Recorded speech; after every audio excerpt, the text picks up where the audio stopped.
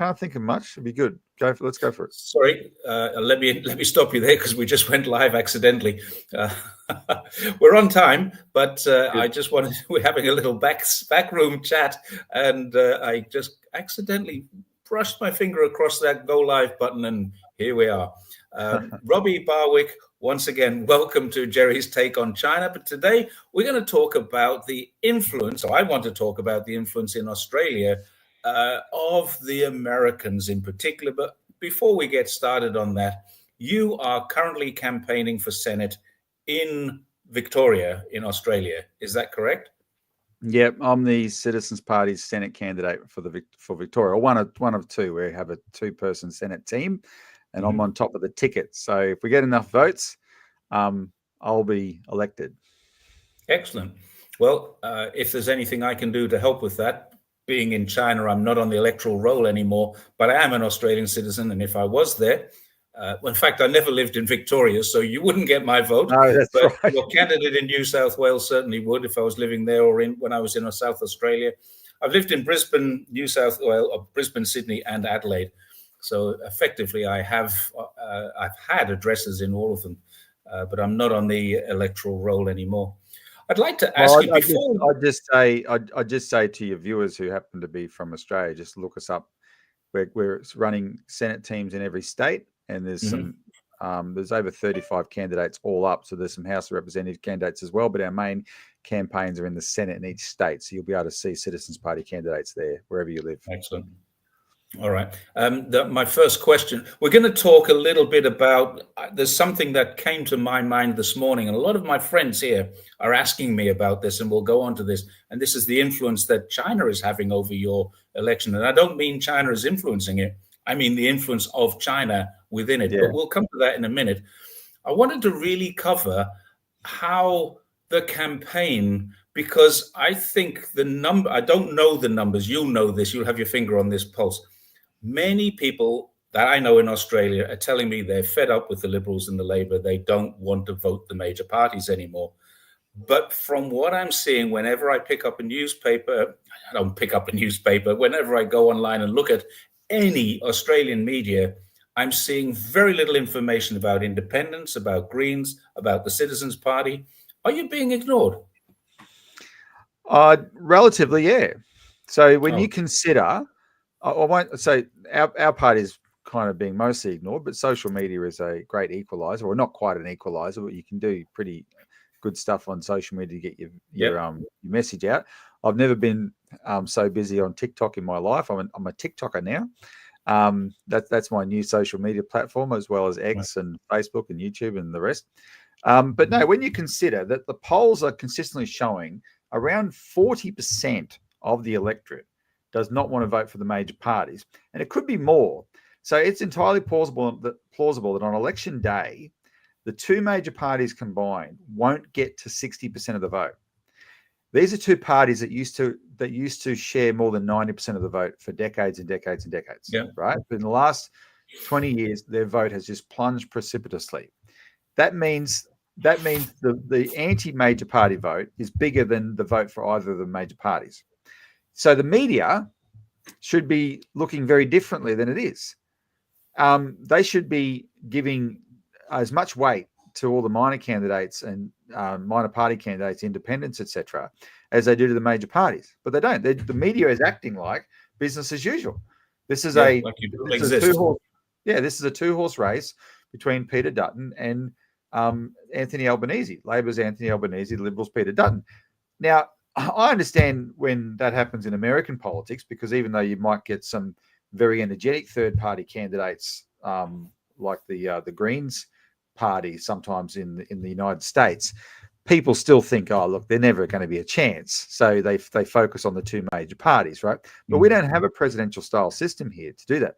We have actual parties where it's the makeup of the number of parties in Parliament that determines who wins the government. And so when you're getting this bigger and bigger non-major party vote, it deserves attention.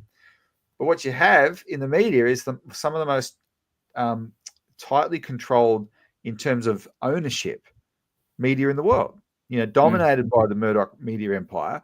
And there's basically just a couple of other major owners of the media. And they are in cahoots with the two major parties, and they're just acting like business as usual, and they're ignoring this massive political earthquake that's going on around them. They're picking daisies in a minefield, effectively, and it's going to blow up in their face on election day, probably. Yeah, I don't want to make this all about the election, because I'm kind of a globally and China focused person, but the election is pretty important in many different reasons, Sure. but very important.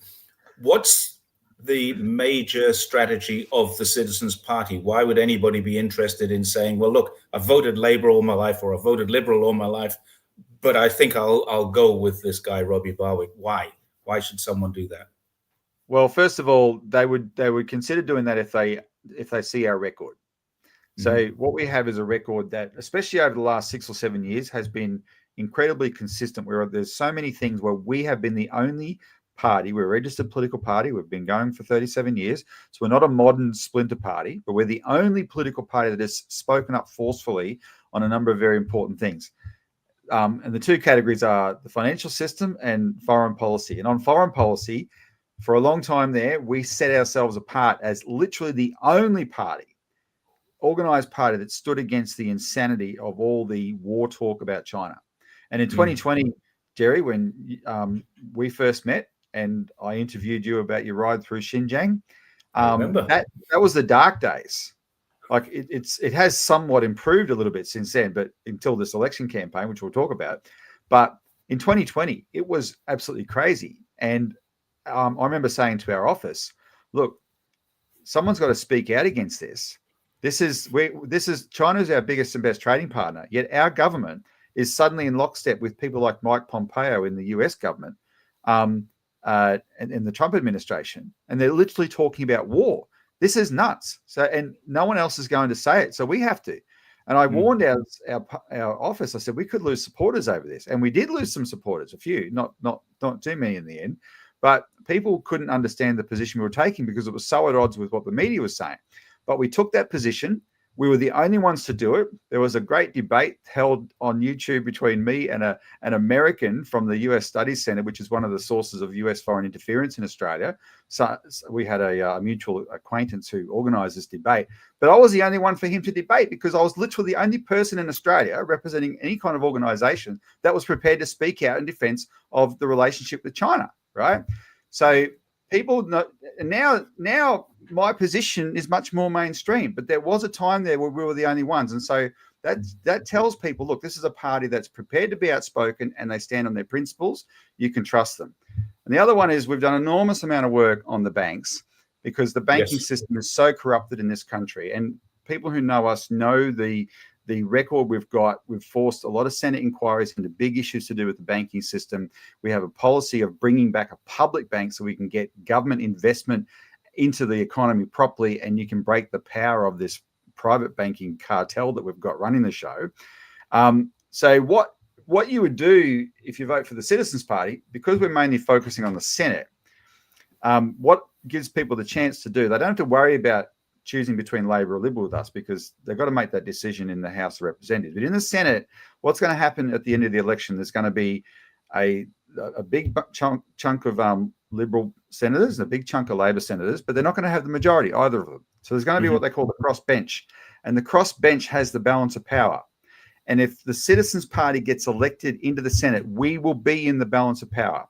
And our record shows what we will do in Parliament, which will be a continuation of what we've done from outside of Parliament. And people can actually see that.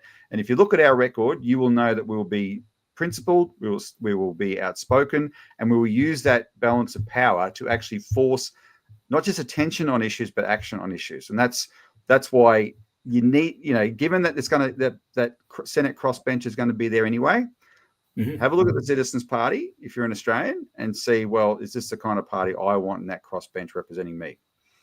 Okay, there is an elephant in the room, somebody mentioned, and I don't see this as a negative, but many people do, but there's a connection with LaRouche.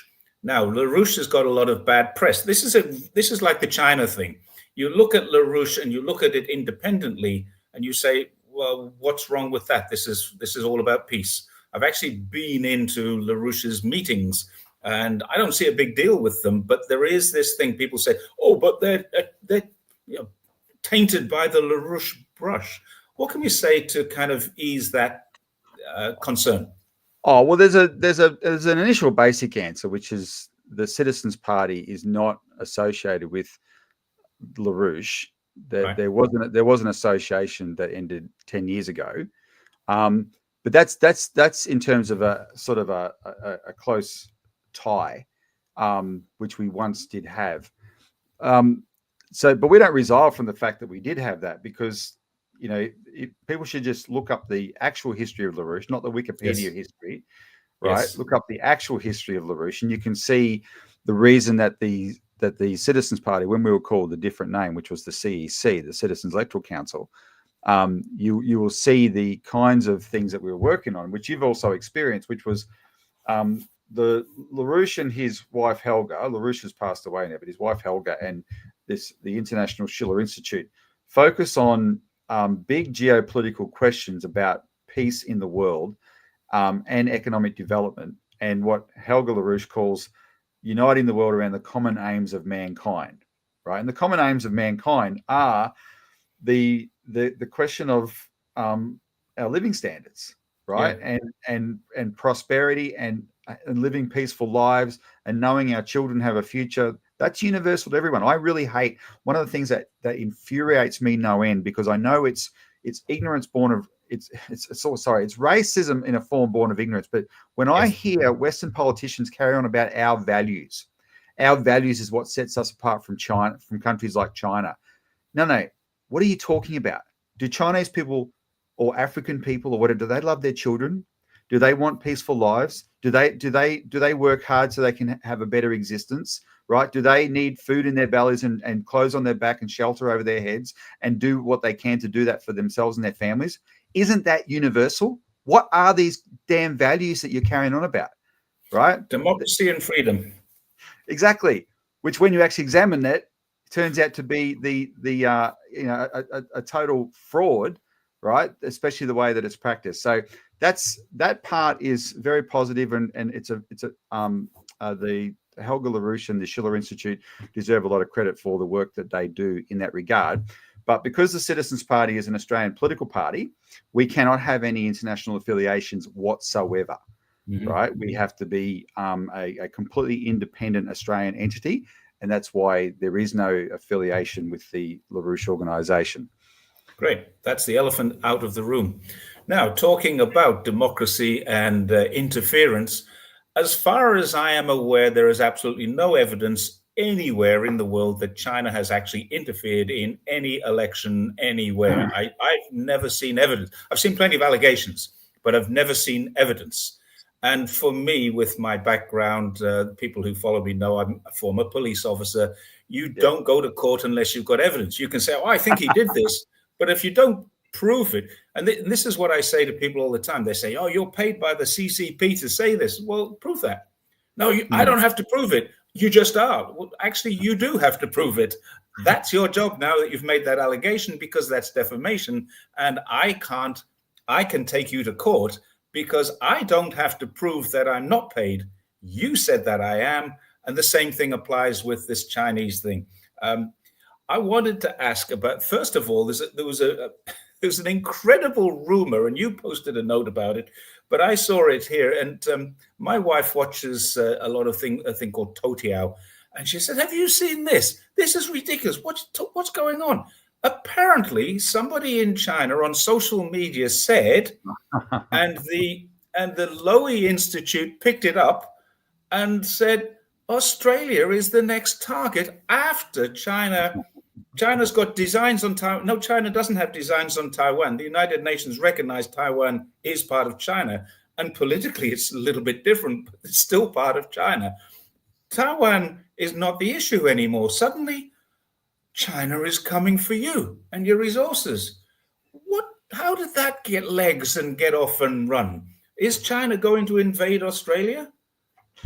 Well, you actually skipped a step, which is not like you. You're very thorough. You're a very thorough person, because it wasn't just Chinese social media picked up by Lowy Institute. It was Chinese social media picked up by the Jamestown Foundation in the United States. right, which was published by the Lowy Institute, which then became grist for the Murdoch tabloid media here in Australia. And that step is very important because Jamestown Foundation, Jerry, as you know, is associated with all the wild Xinjiang Uyghur genocide claims, right? They're associated with Adrian Zenz. They're associated with the Victims of Communism memorial rubbish, which is so extreme. It claimed every COVID death in the world was a victim of communism, right? It's just an out propaganda outfit. So they're the ones that picked up on this. And next thing you know, I saw it in two places. I saw it at the start of this current election campaign we're in on the biggest radio station in Sydney, where a typical shock jock went, Chinese social media is saying that China is going to annex Australia. Essentially, that was the gist of it. And he said, and the host Ben Fordham said, now I'm going to bring on two perspectives on this. One is Michael Shoebridge from the Australian Strategic Policy Institute, or formerly the Australian Strategic Policy Institute, and you'd be familiar with Michael Shoebridge's name. And the other one was Clive Hamilton, the author of the book Silent Invasion. And I'm thinking, two perspectives? How about one perspective with two different names for starters? Yeah. And Clive Hamilton's perspective was typically the worst, because Clive is the guy who said in this totally racist, evil book he wrote in 2018, and I wish he would sue me. He is a racist scumbag. He wrote he wrote a book called Yellow. He produced the equivalent of a Yellow Peril book. Now, the Yellow Peril was the deliberate fanning of the most extreme China hatred in the 19th century, with all these evil cartoons about these Chinese people are going to come in and, take all your land and rape your women and all this kind of stuff, right? Clive Hamilton, who was a super sophisticated leftist, known as a leftist in Australia, wrote a book where he said 20% of the Australian Chinese population is loyal to Beijing and not Australia. And so the implication of that is that when this invasion they talk about that they want us to be afraid of happens, these people will rise up and murder us in our sleep or something, right? And when he was pressed, when Clive Hamilton was pressed at the time, what's your evidence of that? And he said, a friend of mine sort of guesstimated it. It sounds like Adrian Zenz's million in custody too. Exactly. A friend of his guesstimated it. He interviewed 8 people outside of China. How's your evidence, Clive? So he came on this radio station and he said, look, the fact that, yes, this was just a discussion, an article on social media, but the fact that it was there, the Chinese government must have approved it. Therefore, that bespeaks their real intention. So that's when I first heard it. And then last week, news.com.au, which is Murdoch's main online tabloid, they have this vicious xenophobe who writes regularly for them named Jamie Seedle, who's blocked me on X now, so I can't have a direct crack at him.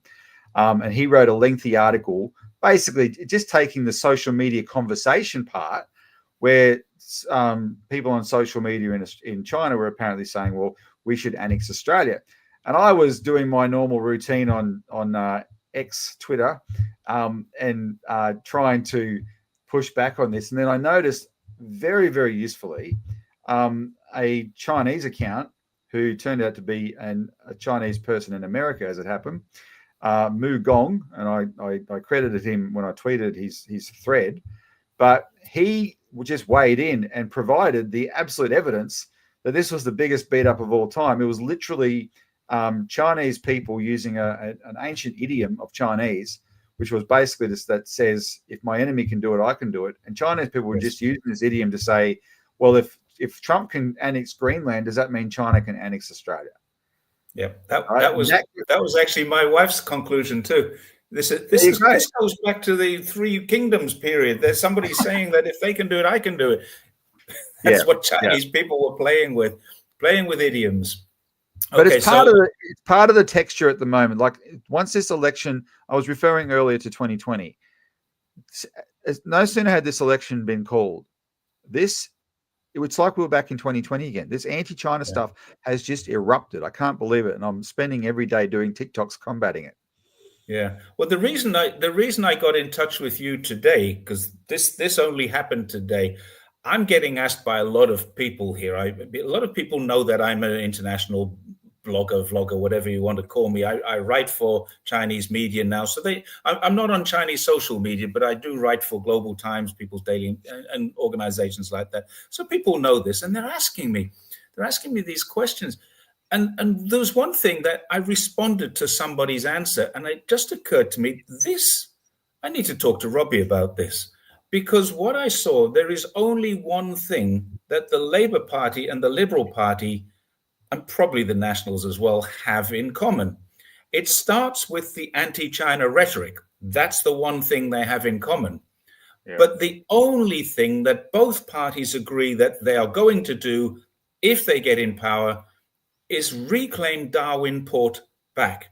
Now, this hasn't been tried yet, the reclaiming of Darwin Port, but I think they've had 3 different inquiries, one in order to give the contract out at the tender process time, and then another one under the Morrison government, and then another one under the Albanese government, that have all said there is no risk. So what's the story here? The biggest thing, there is no legal finding that says there's some risk here. ASIO say there's no risk. The security and intelligence organizations say there is no risk of this. What's the impetus? What's causing this? Because it's just it's a business transaction that happens all around the world. What's the issue? So let me preface this by saying that something that is just a Citizens Party position. Okay. I remember when they leased the port, so this is a 99-year lease that was that the Chinese company Landbridge paid $500 million for back in 2015. Now I remember when that happened, our party opposed it, not because it was Landbridge at all. It had nothing to do with the buyer. We're one of the parties that's in the vanguard of saying privatization has been a disaster for this country.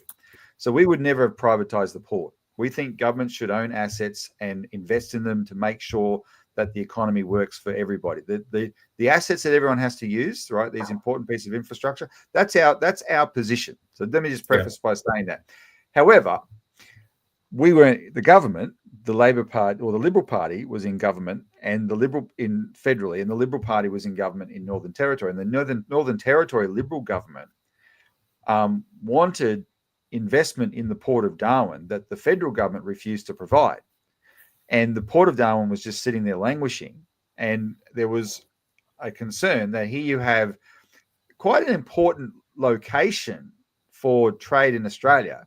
And we have a port that's not up to scratch, right? And it's only going to become more important. So they leased the port for 99 years for $500 million, which everyone recognized at the time was actually a very good price. The Landbridge company paid a decent price to the government for that. And so they could go and use that $500 million on something else. And the Landbridge company didn't just pay for the port. They agreed to invest in upgrading the port, which they have done. They have done that. Now, there's a little bit of just a quick aside here. There is some financial issues within the Landbridge group themselves globally. And the Port of Darwin has got caught up in that somewhat, but it's not quite clear what it is. And it doesn't seem to have anything to do with the viability of the Port of Darwin, right? There's some other financial difficulties Landbridge may be in elsewhere, right? But that certainly doesn't seem to have anything to do with the Port of Darwin. The Port of Darwin has been invested in. It has improved out of sight. And the traffic of shipping, including tourism, in the Port of Darwin has increased significantly thanks to the improvements in the actual port infrastructure that Landbridge has done. So that sale from that standpoint has worked, right? It's been positive. Now, here's the thing though, because the sale happened in 2015, it was agreed to a few months after Xi Jinping was invited to Australia and he addressed the Australian Parliament. And that was like the high watermark of the Australia-China relationship.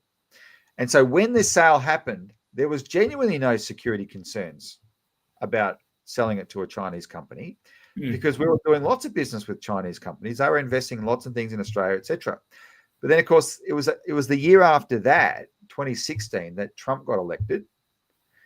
But it was at the end of 2015 that something else happened, which was that Obama had started himself to make a turn against China, and they produced this national security report where they said ISIS is not the main national security threat to the United States. China and Russia are. And I remember we were very indignant about that kind of formulation, because here was ISIS rampaging across the Middle East, chopping heads off left, right, and center, committing terrorist attacks in Europe and the United States and in Australia, right? Killing people, and they were clearly a significant security threat. Mm-hmm. Yet the Obama administration said, "Oh no, China is a bigger threat to that than that." And the only logic of that was that the Obama administration was putting a flag in the ground saying we are committed to the unipolar world, American superpower dominance, and we will not accept anything else, because that's the only logic. Because there's no actual logic for saying China was any threat to the United States. It was a threat to the United States dominance because it was growing, right? Yes. But that's all it was. So that's it. That it was that change that then started to produce a different perspective on what happened to the Port of Darwin. And then a few years later, our favourite young Turks in the Australian Parliament, Jerry, namely Andrew Hastie and James Patterson, most closely associated with ASPI, with the Henry Jackson Society, which is this group of really extreme neoconservatives in the United Kingdom, and with the US government themselves. They were the ones that started making a political issue out of the Port of Darwin. Ironically, they were against their own party, because their own party was the ones that had privatised it. And then Labor, people in the Labor Party, saw that there was political mileage to be made, and they started making an issue out of it as well, saying, "Oh, because see, Labor gets all sore because the Liberals so easily make them look weak on national security, and Labor hates that, but they get pigeonholed like that all the time. So they keep overcompensating, so they don't appear weak on national security. In this case, Labor went hard to say, you're the ones that expose us to risk by leasing the Port of Darwin to this Chinese company, and because it was a Chinese company, and so they were buying into the same yellow peril xenophobia, right? But it went nowhere, because every time they did an actual security assessment, there was no problem. There was no problem initially. No security problem at all. In fact, one of the top security expert in Australia, national security expert in Australia, testified in 2015, and I put his testimony up on X the other day just to remind people. 10 years ago, he said, "This is alarmist nonsense." He pointed out that the actual, like, Landbridge is a company. Yes, it's Chinese owned, but most of the Australian personnel are Australians, right? There's a whole bunch of ex-Navy guys in there. They're the ones that run the port. According to the CEO of the port is an ex-naval commander, and he's the same CEO who ran it for Darwin when it was losing money. But he's managing the port. Same guy. Exactly. And they have these rules that they have to manage it by, which they follow the rules, and the rules take care of the security concerns. Someone said, I think it might have been this Dennis Richardson, the former ASIO chief, basically made some quip saying, look, if you're worried about spying from the Port of Darwin because it's owned by a Chinese company, you could see exactly the same stuff if you just bought an ice cream and sat outside the milk bar that's on the port and looked at the water as well. There are actually apartments overlooking, so you could just rent an apartment there and do that. There's nothing there. There's one other thing that you had a really good history of 2015, but in December 2015, Australia and China signed their first free trade agreement. They did. Now you're being tariffed by your ally, and you're still not being tariffed by China. What's going on? Well, the two are related. The Port of Darwin and the tariffs are related, and I'll tell you how. Okay. So I've just made a TikTok about this, but I haven't put it up yet. So you're getting the scoop. There's 101 people watching, everyone. This is a scoop from Robbie. So think about what it means for Australia to get tariffed. Now, every country's got tariffs, so we can't feel like we're being singled out. And we did get the smallest one of 10%. But unlike these countries that have big trade surpluses with America, we have a deficit. America is already benefiting from our trade. So there's three things that should have exempted us from any tariffs. One is we're already running a deficit, which is a big one. So we're paying the cost of trade with America. Two is we have a free trade agreement with America that says you're not supposed to put tariffs on. That's a signed agreement, right? And three is we're Australia. We are America's most loyal lapdog ally. There is no war that we haven't followed America into. What do we have to do to get a break here, right? But Donald Trump has just ignored all that. Bang, you've got a tariff on. Now, there's a lot of commentary I've noticed about, I saw a figure yesterday, I think someone bragging, these are all Trump negotiating tactics. And look, there's 50 countries that have gone to America and said, let's talk. Let's negotiate something here, right? Our government has officially said we're not going to retaliate, we're not going to respond, but they're trying to talk to America. But the question is, what about? Well, yesterday, Richard Marles, a more pathetic government Defense minister Secretary. You've never seen. Defense minister, right? He is so lame as a minister, defense minister, any kind of minister really. But Richard Marles was asked, have you talked about Port of Darwin with the United States? And he acknowledged that there had been conversations. And the question was, has America put any pressure on Australia over the Port of Darwin? And he refused to say it.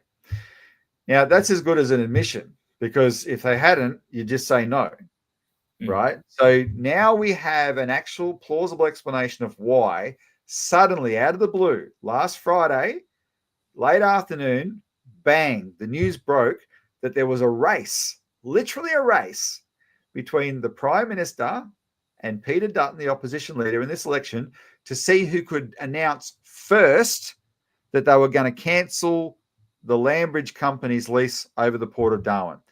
And the Prime Minister won because the opposition leader made the fatal error of getting on a plane and flying to Darwin because he wanted to announce it there. And the Prime Minister thought Windy was going to do that. And while he was in the air, he got on radio. He actually knows about the speed of light, our Prime Minister. So we'll give him points for that. He knew that radio waves traveling at the speed of light would get to Darwin quicker than the plane would. So he just got on radio and announced that the government would cancel the lease. And that is why, as you said, both parties had the same policy to agree on this.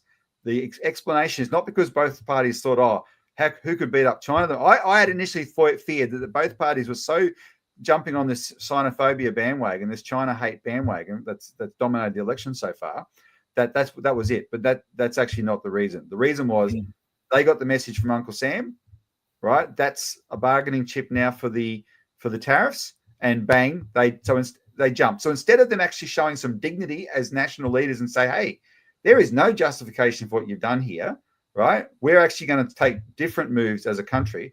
No, they fell over themselves to follow America's orders to cancel the lease of the Port of Darwin. But and I know you don't know the answer to this, but this is a rhetorical question. What is the threat?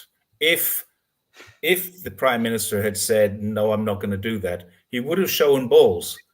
Yeah. What would be the threat? Because obviously something is being held over Australia here. Now, the threat couldn't be AUKUS because, in all honesty, I'm sure that Australia would love to get out of AUKUS now because it's just too embarrassing to drop it. What is it? I'm not going to ask you to speculate on what it is, because we all know this.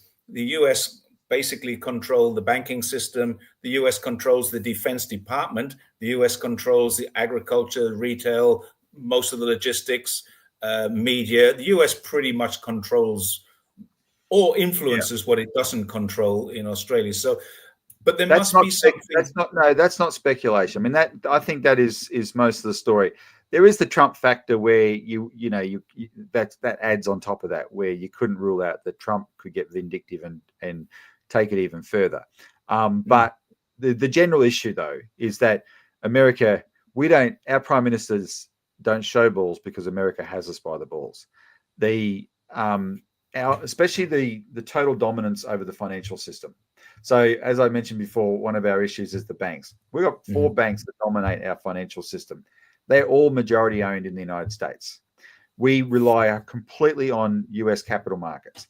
Our banks have hundreds of billions of dollars on 90-day debt debt they can't pay. They roll it over every 3 months from those same US capital markets. And when we had the global financial crisis, were you in Australia in 2008 for the global financial crisis? No, I was here. Oh, okay. So when that happened, there was this panic. October 11 and 12, there was a panic weekend because the American creditors had basically called in $50 billion, and our banks couldn't pay it, and they had to go cap in hand to the Rudd government to beg for bailouts. We're officially, this all came out a couple of years later. Officially, at the time, we were told we had the most sound banks in the world, and we escaped the global financial crisis. We're so well managed. No, it was all rubbish. Our creditors, our American creditors, called in their debt, and our government had to come up with a bailout for them, or they would have gone under. And that's an example of the concentration of financial control of Australia's system in America. Can I add something to that? This was in January 2009, January the 24th, 2009. The announcement of that bailout was made by Kevin Rudd. And on January the 23rd, 2009, Peter Dutton invested in 3 of the big banks. And then in February, I think 3 weeks later, he sold it all at a 22% profit. Coincidence? Well, of course it was. I'll take a calculated risk because he probably wouldn't want to bring attention on me and sue me, but of course it wasn't. No, there's no way. He was in opposition then, but he had been assistant treasurer just a year earlier. So in other words, he knew all the key decision makers in the Treasury, and he would have known plenty in the banks as well. And the timing of that was extraordinary. The Labor Party raised it a month or two ago as a pre-election issue, but then they just dropped it. And I think it's just one of those things where it's an example. Australia is very good at covering up financial corruption. And everyone does it. It's like this kind of thing. You scratch my back, I'll scratch yours.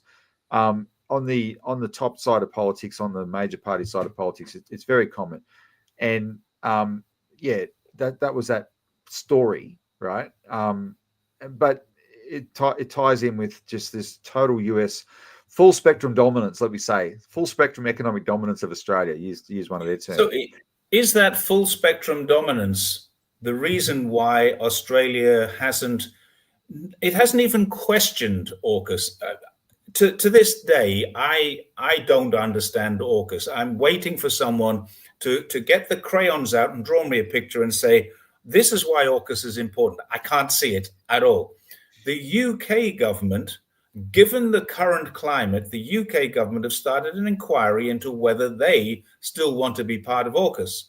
And they're there's 3 key partners in this. One of the key partners has shown instability. Another of the key partners is saying, well, we better start looking at this instability. And the country that's paying for it all and already been told you're almost certainly not going to get the subs that you're paying for, but you'll get something. Don't worry about it. We'll sort it out later. Kick the can down the road. So the country that's paying for it all and has already paid $500 million. I don't know, $500 million. No, we've already paid a lot more than $500 million. Oh, okay. So a lot more of $500 million. Okay. So the country that's paying for this and not going to get this delivered is the only country not concerned about it. What's going on there? Well, when you have the 2 major parties and the media all on the same page, they can just pretend that reality is what they say it is. And I'll give you a comparison. Now, this may be a bit sensitive to you because you're an actual Brit. I'm a inherited Brit. But I'll give you a comparison. All right. And I'll try and be respectful in as much as I can contain myself. But you can't hurt my feelings, Robbie. Go for it. Just bear with me. We are a colony of the United Kingdom, and the monarch of Australia is the monarch of England.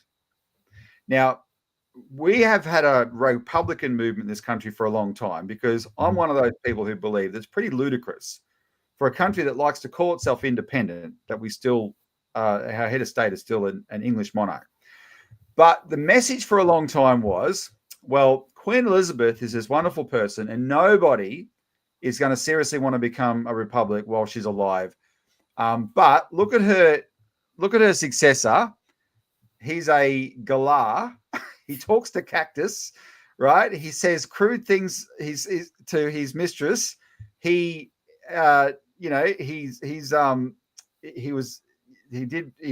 mistreated Princess Diana, the people's princess, right?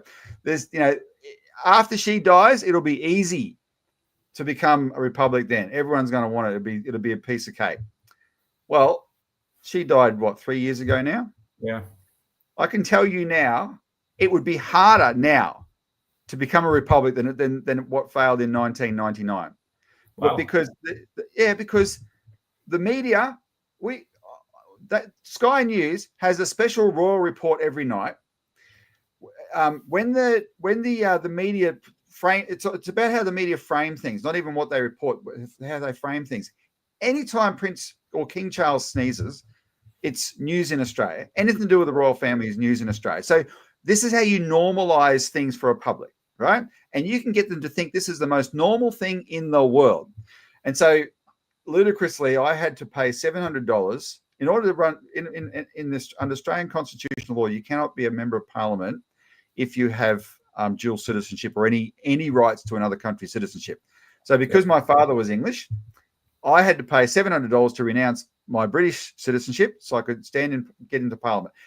When I get elected, the first thing I have to do is swear allegiance to the King of Britain, the country whose citizenship that I renounced. You've just given up. That's right. Now, that is ludicrous, right? But it's accepted as normal here.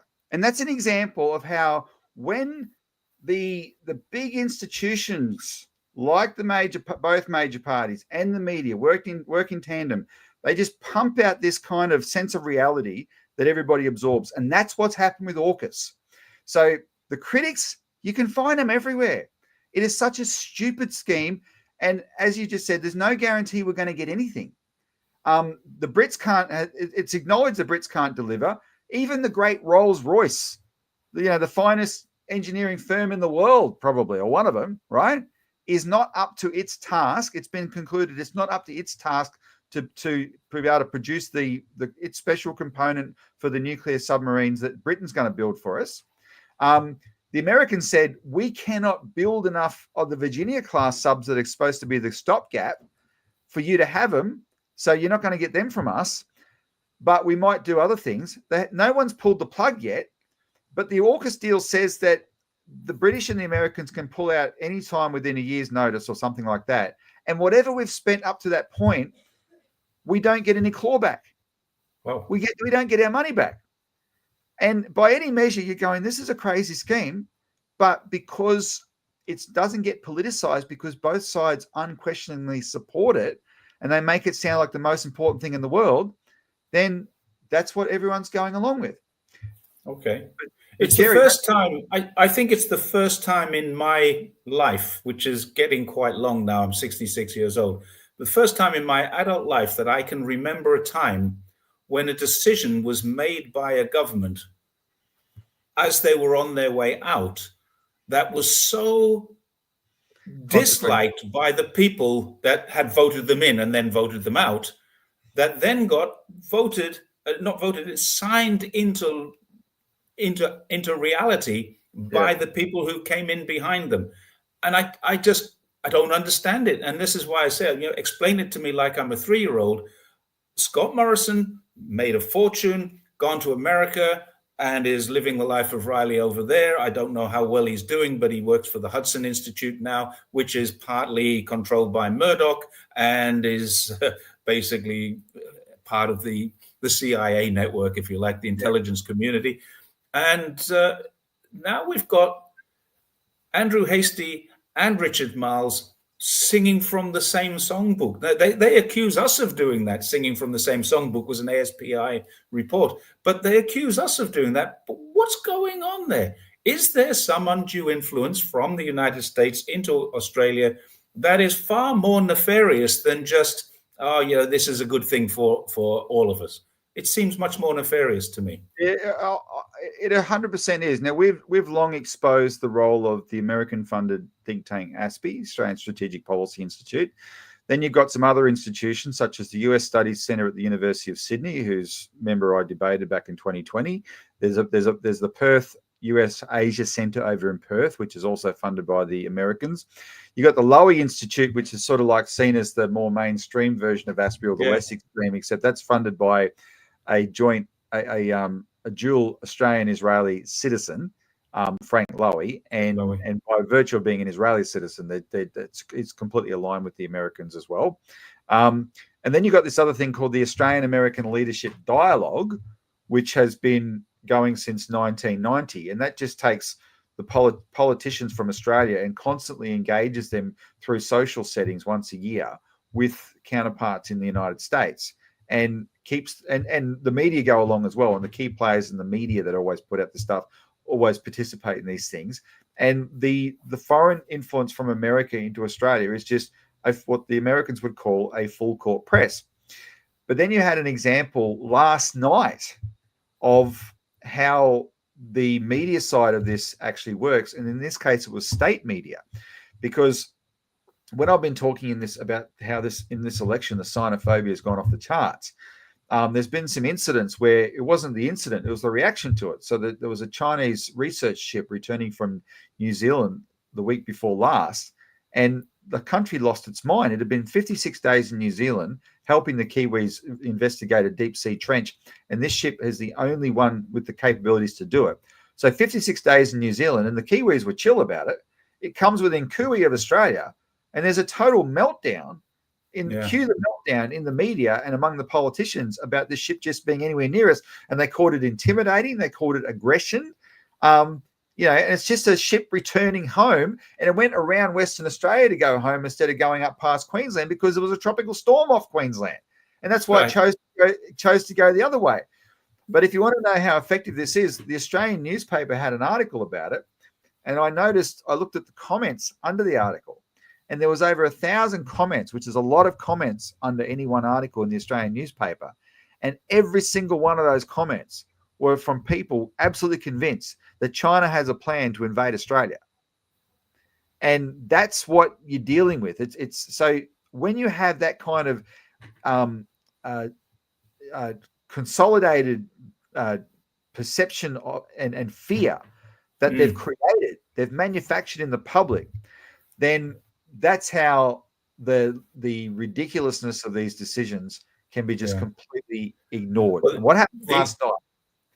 So I just quickly what happened last night. Go on with your last night's story, Yeah. So here we have everything we've discussed in the election so far, including the Australian public, because of the tariffs, is very upset with the Trump administration. The polls are showing there's never been more Australians who've become anti-America because of this. So ABC last night on Four Corners, which is their flagship current affairs program, airs once a week, watched widely. They didn't run their own show last night. They ran an American PBS documentary, frontline documentary called "The Power of Xi," as in Xi Jinping, and it was from November last year. So they went back 5 months to find an American production that they could play last night to just go back to as if it was 2020 again. All the scary tropes about China, every single one of them was aired. It was all Americans saying this. There was no, because it was from November. The big issue this week is Trump's tariffs. Four Corners is supposed to be doing a story on Trump's tariffs if they want to be up to date and current affair, right? Instead, they did busy doing Xi Jinping. It was a "Be Afraid of China" story. Don't look at America, guys. Be afraid of China. Stay on side. That's how it works. The most amazing thing is, if you come to China, it is just so relaxed and free. And everyone says, well, how can you live in China? It's authoritarian. No, it's not. It's completely free. It really is completely free. There was a scare about that deep trench submersible. And the reason was because now every time a cable breaks somewhere in the world, Chinese military ships are getting the blame for it. Chinese build these cable cutters, They actually build a ship and they call it a cable cutter. What it is a cable layer, cable connector, cable repairer. And in order to repair a cable underwater, you have to cut and you have to cut and then you have to join. And that is what those ships do. But this is an entirely different thing. This is one of those submersibles where they go on looking for the Titanic and stuff like that. And this ship has been down there been down 2 months down in New Zealand, and they've said, okay, we're on our way home now. So let's, we're going to have a look. Oh no, there's a tropical storm. We don't want to go through a cyclone. We'll just go the long way home. That's it. That's the sum of it. And I think there were, it might have been you that pointed it out. I think there were about 7 other countries' scientists on that ship. That's right. Including India, the world's greatest democracy, apparently. Yes, including India. That's right. Germany. Anyway, 7 countries and allies. For some reason, not Australia. But the Kiwis are our closest. The Kiwis are our closest neighbours, and so we did a segment of our show where the headline is "Kiwis say to Aussies, chill, bro. It's just a ship." Actually sounds like my ex-next door neighbor when I lived in Brisbane. He was a guy who didn't own trousers. He always wore shorts. I never saw the guy in anything but shorts. Well, so I wanted to talk about the sail past and the scientific ship. These two things happening at fairly close proximity to each other in terms of chronology. The sail past was a bit of a worry, I think, for a lot of Australians, because it is, as far as I know, the first time. It's not the first time Chinese ships have come to Australia, because they used to do that all the time before 2015. And they actually did joint military drills. Australia and China know how each other works. So they've worked together and probably will do again in the future. But the sail past was the first time that China, not needing Australia's permission, went through international waters all the way around. I wanted them to go off and stop off in Cuba as well. I thought that would be great fun. But they went home. I just thought, wouldn't it be great if they go all the way across the bottom and then go up and stop off in Cuba? And that's very near Florida. A lot of people don't know that. Yeah. So I thought it would have been fantastic. The thing with the Navy ships, unlike the science research vessel, which was purely innocent, the Navy ships, my view, I mean, clearly China was within its rights. Even the government of Australia admitted that China was in its rights. And for the first time, the government of Australia actually said, well, we do a lot of stuff up in the South China Sea and in the Strait of Taiwan, so we can't really complain that they come down here.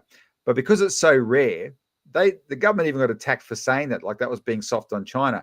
And people like Andrew Hastie would say there is no moral equivalence with what we do up there, because we're white Australians, mate. We're justified in doing anything, right? How dare you say there could be equivalence? We're the Aussies. Our shit don't stink.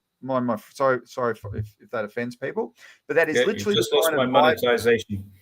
Sorry, there's literally the kind of vibe we put off. But if the Chinese are doing it, it's totally nefarious. And at worst, it's the Chinese saying, look, periodically, the ratio is like 100 to 1 in terms of incidents. Periodically, the Chinese send down a vessel and say, this is how it feels. You like it? And in this case, they did these drills. Everything was legal and above board.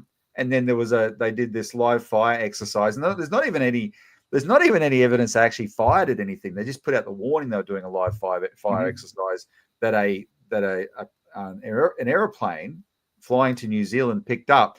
And our Senate candidate for the Northern Territory is a former commercial jet pilot, Lionel, and he insists, look, this is normal procedure. Planes are notified and divert around sites all the time. There is no panic here. No one was in any danger, but because it was the commercial jet liner that heard the Chinese warning of a live fire exercise, and not the military of Australia or New Zealand, that became its own little scandal. And all that means is don't ever think about a war with China, because they're miles and miles and miles ahead of us. That's not a war you'll ever win. If that's I had something that I questioned this. because I remember Richard Marles saying, these ships are off the coast and we are watching them, monitoring them closely. Right. Okay. I get that, because when Australian ships come to the Taiwan Straits, Chinese ships monitor them closely. That's okay. I mean, that's the way it works. They do actually communicate with each other what they're doing. Then you got this story of the live firing exercise, and you have something called the Joint Over the Horizon Network, JOHN. You have Pine Gap. You have naval ships from New Zealand and Australia, quote, watching them closely, observing their activities, unquote. Yeah. And nobody knew. They put out radio alerts. Isn't this a little embarrassing for Australia? It's very embarrassing. If it's not a contrived scandal where there's a deliberate breakdown in communication so that something happens, and there's a cause for a beat up, then it's just it's absolutely embarrassing. And like I said, the only conclusion you can draw from that is the last thing we should ever be planning is any kind of conflict with China. We can't even monitor ships that are asking to be monitored. That's right. We can't even monitor ships that we are monitoring and observing closely, and we didn't see what they were doing. All right. We're coming up towards the hour, and I know you are incredibly busy on the campaign trail right now. So I want to finish off with a question. And let's get off the China threat and all that sort of stuff. That's really what I wanted to talk about. But let's give your campaign a little bit of a boost. What are the things in Australia that most people are concerned about, and how is the Citizen Party going to address them? Well, there's one thing overwhelmingly, and that is the cost of living, and it's the chickens coming home to roost. It's the consequences of all the reforms that we did, where we did globalization differently to China, right? China did it in a way that it kept steering the process the whole time. We opened ourselves up to this crazy laissez-faire neoliberal, we'll just let the market decide everything, and it doesn't work.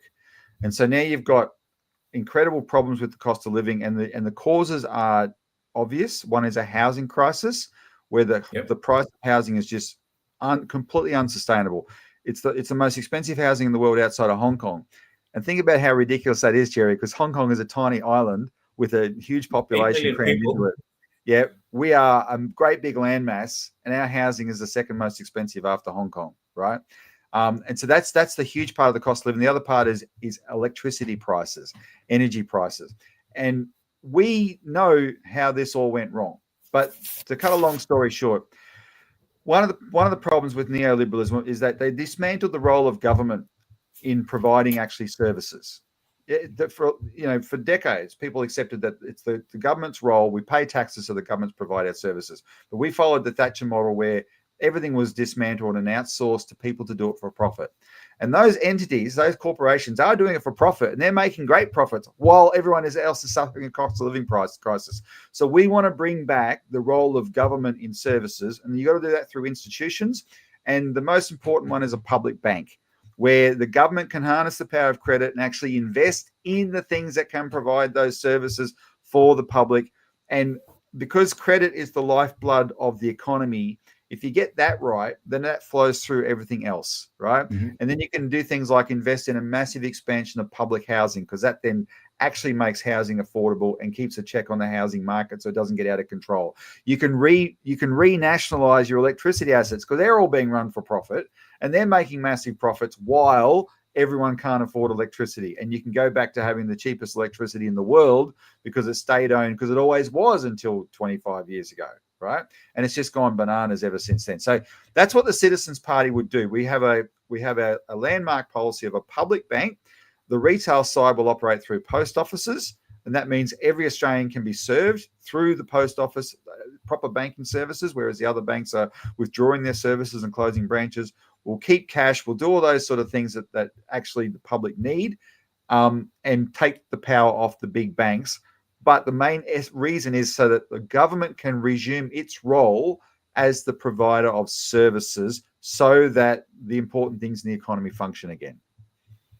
Gosh, it sounds like you're describing China. It does, doesn't it? And I mean, I'm not talking about communism or socialism or anything No. like that. I just made a video about some of the things I like about China that people misunderstand. One of them is the cost of living here is, I have never paid more than $600 in a month for all of my utilities and my phone and Wi-Fi added together. $600, sorry, 600 RMB. And that is about 100. Well, right now it's even less because the dollar just crashed yesterday or the day before. But it was, I mean, 100. We're talking 150 Australian dollars for my gas, my water, my electric, my telephone, and my Wi-Fi in my home. Wow, that's it. That's what I pay. And there's no rates. I don't pay rates on my house. I own this apartment outright. It's on the ground floor. I don't own the land under it, but I own the bricks and mortar, and I have the land usage rights for 70 years. I think you need to stop talking, or else if this gets out, there'll be a whole heap of Australian boat people on their way to China as refugees. It's a reversal of the 1970s when Chinese boat people were heading out of Beihai and heading down to Australia. Yeah. All right. On that happy note, let's leave it at there. I wish you the best of luck. Where can people find you if they want to support you, if they want to follow you? What can they do? citizensparty.org.au is our website, and you'll see the campaign website at the top. But just remember, we're in the Senate. There are other campaigns, so go to our website. But you will find when you go to vote on voting day, there's a green ballot form and a white ballot form, and that's the white one is the Senate one. And you will find the name Citizens Party there in the Senate. But go to the website, citizensparty.org.au, and you'll see things like our policy list and who our local candidates are, etc. Sorry, I just tipped that. There you go, citizensparty.org.au. What about finding Robbie Barwick? At Robbie Barwick on X, Twitter.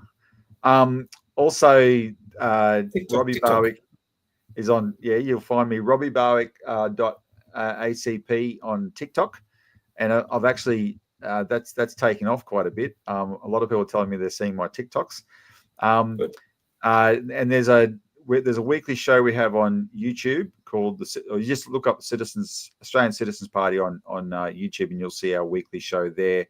And you'll also see there will be a Robert Barwick Senate candidate for Victoria Facebook page starting sometime this week.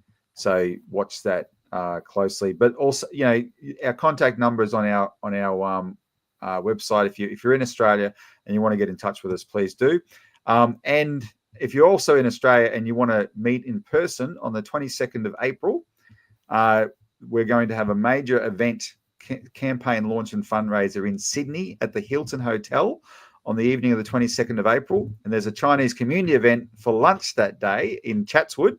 And the details of that on our website as well. And if you're an Australian watching the show and you want to support the campaign and come and see us, please do. You're welcome to do that. That's you'll see the details on our show. Please come. Okay. The names of your candidates in how many of them? 35. I won't ask you to list. They're all on your Citizens Party website, right? They are, but the number one, it's the number one in each state that's the most chance to be elected. So okay. Just look them up. It's the biggest campaigns are for the Senate, but we do have some significant campaigns in seats like Wagga Wagga, which is in the Riverina is the name of the electorate. Down here just behind me in Melbourne here, a place called Corwell. I won't do justice to it if I go through all the names. So no. Please go to the website. You'll see them. Go to the website, find it, and vote one Australian Citizens Party. Okay, Robbie, thank you very much for breaking into your campaign, because I had these questions this morning and we thought this is a great opportunity. I didn't expect you to give me some time today straight away. So I really, really do appreciate it. Thank you very much. Right, well, on top. Thanks, Jerry. Appreciate it talking to you. All right. And thank you, everybody else who came in. We got well over the 140 for this time of day, and considering there was no notice given,